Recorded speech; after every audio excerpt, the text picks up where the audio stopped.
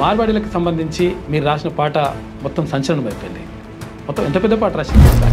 మార్వాడి మంది కొంప ముంచటోడా, మార్వాడి గలీజు దంద నేర్చినోడా. మరి మార్వాడి వాళ్ళు ఇక్కడ తెలంగాణకు వచ్చి బతుకు తప్పలేదు. చెప్పమని చెప్పడానికి నేనెవరిని? అది భారత రాజ్యాంగంలోనే హక్కు ఉంది, అది ఎవరైనా బతకొచ్చు. కానీ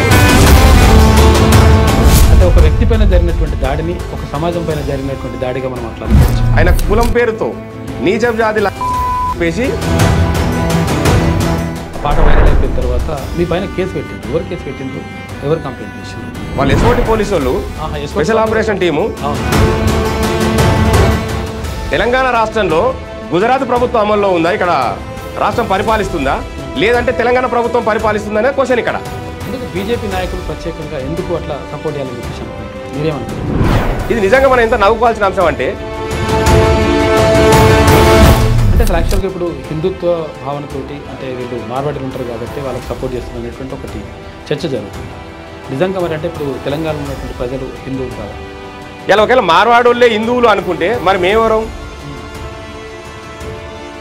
తెలంగాణ అంటే ప్రశ్న అంటే పాట. ఇక్కడ ఎన్నో తిరుగుబాటు ఉద్యమాలకు, ఎన్నో ఎర్రజెండా పోరాటాలకు, ఎన్నో విప్లవోద్యమాలకు ఇక్కడ పురుడు రోజున గడ్డ ఇది. గోరెటి రమేష్ అని చెప్పేసి తర్వాత గోరెటి వెంకన్న.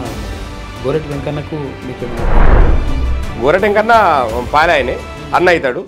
లేటెస్ట్ న్యూస్ తెలుగు మరియు ఇంగ్లీష్ అప్డేట్స్ కోసం ఇప్పుడే క్యూన్యూస్ అఫీషియల్ యాప్ ని ప్లే స్టోర్ నుండి డౌన్లోడ్ చేసుకోండి. సరికొత్త సమాచారాల కోసం క్యూన్యూస్ వెబ్సైట్ ని ఫాలో అవ్వండి. ఛానల్లో ప్రాంతీయ, జాతీయ, అంతర్జాతీయ వార్తలు వీక్షించండి. లైక్ చేయండి.